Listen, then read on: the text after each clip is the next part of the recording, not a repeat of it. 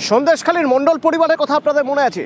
News 18 বাংলায় মণ্ডল পরিবারের কথা দেখিয়েছিল আপনাদের। সেই মণ্ডল পরিবার যাদের জমি নিয়ে নাকি মার্কেট করা হয়েছিল, শাহজাহান মার্কেট, সেই মণ্ডল পরিবার থানায় অভিযোগও জানিয়েছে।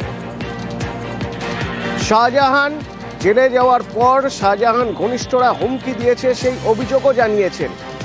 নতুন করে এই মণ্ডল পরিবারের লোকজনকে আবার মারধর করা হচ্ছে, অভিযোগ উঠছে শাহজাহান ঘনিষ্ঠদের বিরুদ্ধে।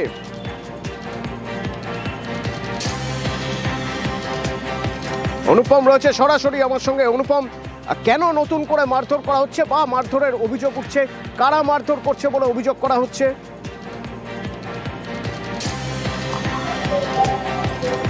দেখো, এইবার যে অভিযোগটা হচ্ছে সেটা হচ্ছে একদম শেখ শাহজাহান ঘনিষ্ঠ যে ইমাম গাজী, নতুন যে সন্দেশখালী ব্লক 1-এর তৃণমূলের সভাপতি হয়েছে, তার বিরুদ্ধে মূলত অভিযোগটা তুলছে মণ্ডল পরিবার।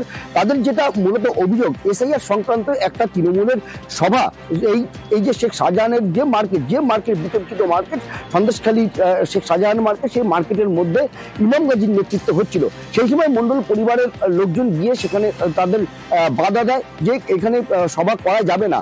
তখনই কিন্তু ইমাম গাজী এবং ইমাম গাজীর দলের লোকজন এই মণ্ডল পরিবারের লোকজনের উপরে চড়াও হয়, আক্রান্ত হয় মণ্ডল পরিবার, তাদেরকে মারধর করে, এমনকি খুনের পর্যন্ত হুমকি দেয় বলে অভিযোগ করছে মণ্ডল পরিবারের লোকজন। এবং এই একই মর্মে কিন্তু নাজার থানায় তারা অভিযোগও দায়ের করেছে।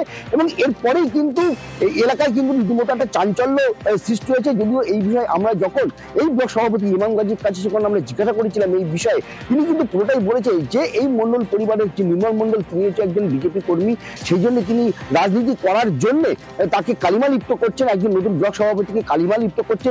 যদি কোনো রকম সমস্যা থাকে তাহলে এই ইমাম গাজী কাগজপত্র জানে, জমির কাগজপত্র সম্বন্ধে বোঝে, তার কাছে কাগজপত্র নিয়ে গেলে সমস্যার সমাধান হবে, এমনটা জানিয়ে যারা মার খাচ্ছেন তাদের বক্তব্য শুনবো। আর শুনবো ওই শাহজাহান ঘনিষ্ঠ নেতার বক্তব্য, যিনি দাবি করছেন আসলে এসব মিথ্যে অভিযোগ, ওই মণ্ডল পরিবার নাকি বিজেপির সঙ্গে যুক্ত রয়েছে, তাই এই ধরনের অভিযোগ করছেন।